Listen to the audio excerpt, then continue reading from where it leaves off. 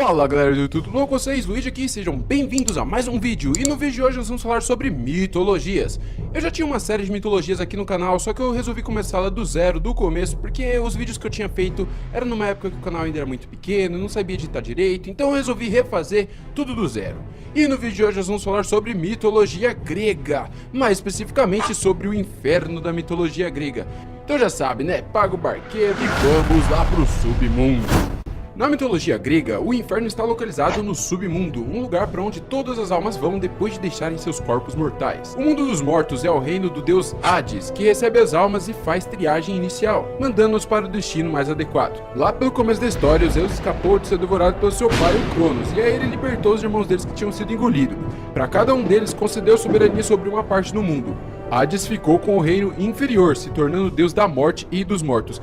Mas, curiosamente, ele também é o deus das riquezas dos solos e da fertilidade da terra. Engraçado, né? Bom, temido por muitos mortais e deuses, Hades fazia o possível para aumentar o número de almas no seu setor e mantinha os portões do submundo sempre muito bem guardados para que nenhuma alma escapasse. Além disso, ele casou-se à força com a sua mulher, a Perséfone, que era a deusa da primavera.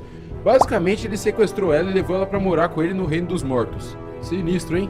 No entanto, muito mais profundo está o Tártaro, o mais terrível dos infernos que aprisionava as almas malignas, que mereciam punição eterna, titãs e aqueles que haviam desafiado os deuses do Olimpo.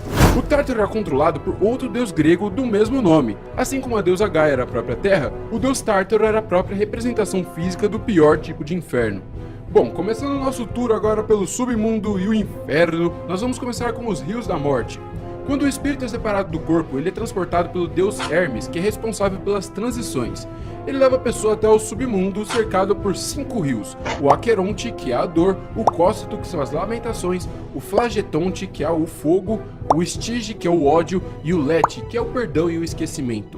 O desencarnado faz a travessia em uma barca que o leva só até os portões. Só passa quem paga pelo transporte, por isso que os mortos eram enterrados com uma moeda entre os lábios ou sob os olhos. Depois, a alma penada atravessa os portões do inferno, feito de diamante e guardados pelo Cérbero. O Cérbero é conhecido por ser um cão de 3 cabeças, mas ele também tem um rabo de serpente, garras de leão e uma juba feita de cobras. Ele era filho de Equidna, um ser metade mulher, metade serpente, e do titã Tifão. Os irmãos do Cérbero eram tão assustadores quanto ele, e você já deve ter ouvido falar deles: a Hidrotilerna e a Quimera.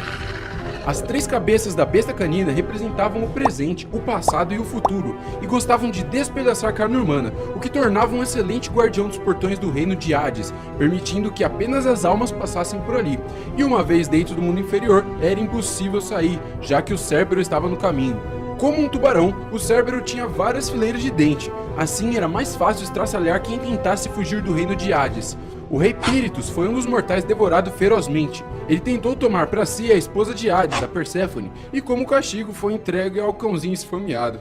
Um dos 12 trabalhos de Hércules foi retirar o cão do mundo inferior e levá-lo até a superfície. Hades concordou desde que Hércules saísse vivo da tarefa. Nem Hércules achou que conseguiria o feito, mas quando foi atacado pelo cachorro monstruoso, o levantou e o jogou sobre os ombros, fazendo o Cérbero desmaiar. Que sorte, hein? Durante o combate, a saliva do Cérbero se espalhou pelo chão. Como ela era tóxica, a baba deu origem às mudas de acônito, que é uma planta venenosa cuja raiz pode matar. Hércules levou o Cérbero até o rei Euristeu, que tinha ordenado a tarefa. O monarca se apavorou ao ver o herói com a besta de 3 cabeças sobre os ombros e pediu que o Hércules devolvesse o bichão ao mundo inferior. Já pensou se essa coisa acorda? Bom, então agora é a hora de falar sobre o julgamento. Depois que você passa pelos Cérberos, 3 juízes fazem a triagem dos que chegam ao mundo inferior. Radamanto julga as almas da Ásia.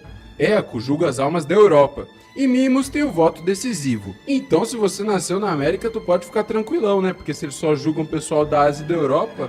Mas vamos continuar aqui a nossa vida eterna. As almas que são boas vão para os Campos Elíseos, que é como se fosse um paraíso.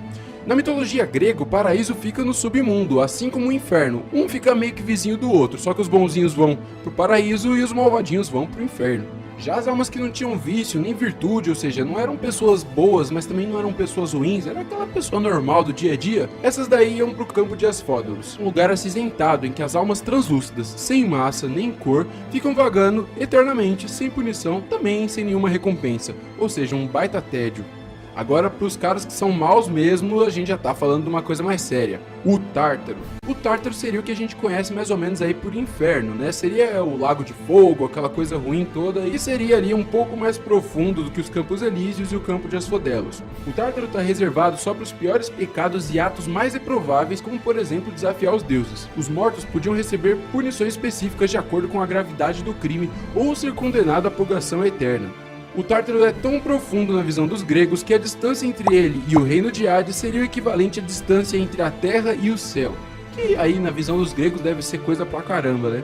Ele basicamente é um poço frio e úmido, com paredes de bronze, protegido pelos ferozes e fortes gigantes hecatônquiros, com 100 mãos e 50 cabeças. Era no Tártaro que os criminosos recebiam as punições mais severas, forjadas especialmente para cada um deles. Sísifo, que era um ladrão e assassino, ficou aprisionado ali, e a sua punição era rolar uma rocha enorme ladeira acima, apenas para depois vê-la descer tudo de novo e ter que repetir a tarefa eternamente. Dureza, hein? Já o rei Tântalo, que foi mandado ao Tártaro por esquartejar seu filho, cozinhá-lo e servi-lo ao banquete aos deuses, foi condenado a ficar dentro de uma piscina de água fria embaixo de um ramo de uvas. Quando ele tentava alcançar as frutas, os galhos se erguiam, tirando do seu alcance, e se ele tentava beber a água, o nível da água baixava. É bem complicado, mas eu acho que para um cara que esquartejou o filho podia ter punição pior, né, gente? Bom, pessoal, então essa é a visão do pós-vida segundo os gregos. Ou você vai para um lugar muito bom, que é os Campos Elíseos, ou você vai para o inferno, que é o Tártaro, ou você vai ali para o meio termo, né, que é o Campo de Asfódelos. Espero que vocês tenham gostado desse vídeo, não esqueça de deixar o like, colocar nos comentários o que vocês acharam e, lógico, compartilhar com seus amigos porque isso ajuda demais. Mas todas essas coisas que eu te pedi agora ajudam muito para subir o vídeo nos rankings de recomendados, então se você puder dar aquela forcinha, dá aí. Se você não é inscrito, não deixe de se inscrever no canal, eu vou fazer outros vídeos como esse e deixe sua sugestão também nos comentários para poder fazer vários vídeos bacanas direcionados diretamente para vocês. Valeu galera, falou, fui, tchau!